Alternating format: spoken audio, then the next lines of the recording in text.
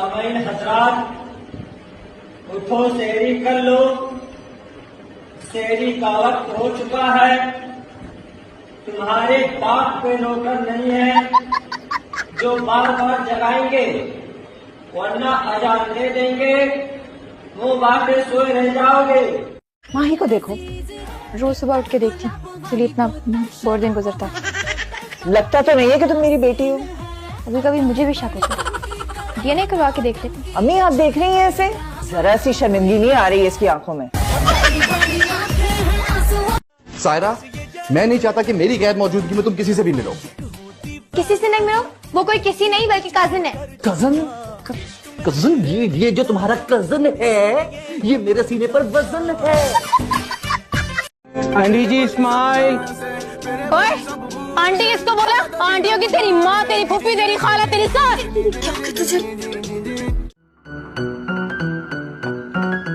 मीनू एक मिनट। जी फाजिबा। आगे कुछ मत बोलना।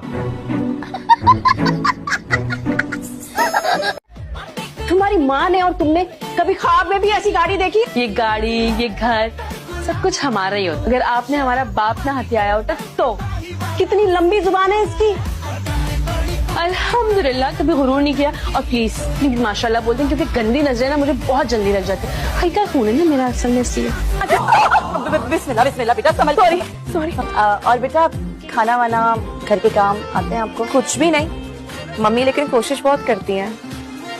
वलीमा होगा और होके रहेगा, क्योंकि वलीमा सुन्नत है। नमाज में तो कभी पढ़ी नहीं आपने सुन्नत।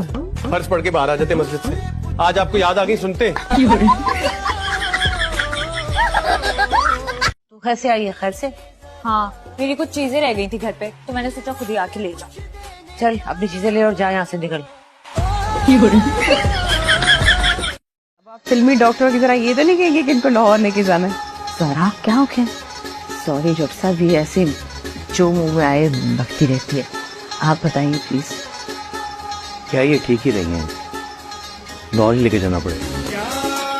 की तबीयत बहुत खराब है, हॉस्पिटल लेकर जाना है। ऑलराइट, उनको गाड़ी में बिठाइए, मैं चेंज करके आऊँ। मैं चेंज करके नहीं जाऊंगी तो हॉस्पिटल वाले क्या सोचेंगे, मैं जरा भी ख्याल नहीं रखती। अब वहाँ पे गई हो?